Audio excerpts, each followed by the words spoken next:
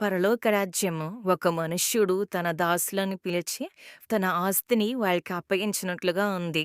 యజమానుడు తన ముగ్గురు దాసులలో ఒకనికి 5 తలాంతులను, ఒకనికి 2 తలాంతులను, మరి ఒకనికి 1 తలాంతును ఎవరి సామర్థ్యము చొప్పున వారికి తలాంతులను ఇచ్చి, వెంటనే ఆ యజమానుడు దేశాంతరమునకు వెళ్ళెను.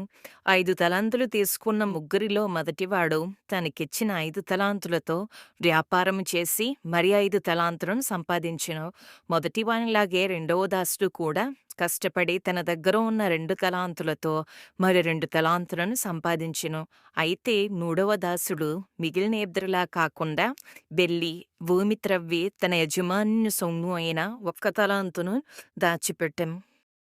చాలా రోజులు అయిన తరువాత ఆ దాసుల యజమానుడు తిరిగి వచ్చి తన దాసుల దగ్గర లెక్క చూచుకొనెను. అప్పుడు 5 తలాంతులు తీసుకున్న దాసుడు మరి 5 తలాంతులను తెచ్చి, అయ్యా, నీవు నాకు 5 తలాంతులు అప్పగించితివి, అవియూ కాకుండా మరి 5 తలాంతులు సంపాదించితినని చెప్పెను. అతని యజమానుడు, బలా, నమ్మకమైన మంచి దాసుడా, నీవు ఈ కొంచెములో నమ్మకముగా ఉంటివి, నిన్ను అనేకమైన వాటి మీద నియమించెదను, నీ యజమానుని సంతోషంలో పాలు పొందుమని అతనితో చెప్పెను. అలాగే 2 తలాంతులు తీసుకొనినవాడు వచ్చి, అయ్యా, నీవు నాకు 2 తలాంతులు అప్పగించితివి, అవియుగాక మరి 2 తలాంతులు సంపాదించితినని చెప్పెను. అతని యజమానుడు, బలా, నమ్మకమైన మంచి దాసుడా, నీవు ఈ కొంచెములో నమ్మకముగా ఉంటివి, నిన్ను అనేకమైన వాటి మీద నియమించెదను, నీ యజమానుని సంతోషంలో పాలు పొందుమని అతనితో చెప్పెను.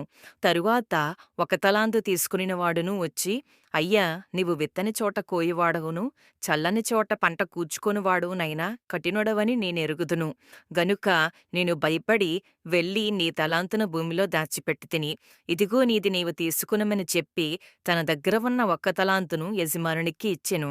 అందుకు అతని యజమానుడు వానిని చూచి, సోమరివైన చెడ్డదాసుడా, నేను విత్తని చోట కోయువాడను, చల్లని చోట పంట కూర్చుకునివాడనని నీవెరుగుదువా?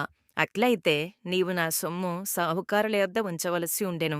నేను వచ్చి వడ్డీతో కూడా నా సొమ్ము తీసుకుని ఉందినే అని చెప్పి ఆ తలాంతును వాని యొద్ద నుండి తీసివేసి 10 తలాంతుల గలవానికి ఇచ్చెను.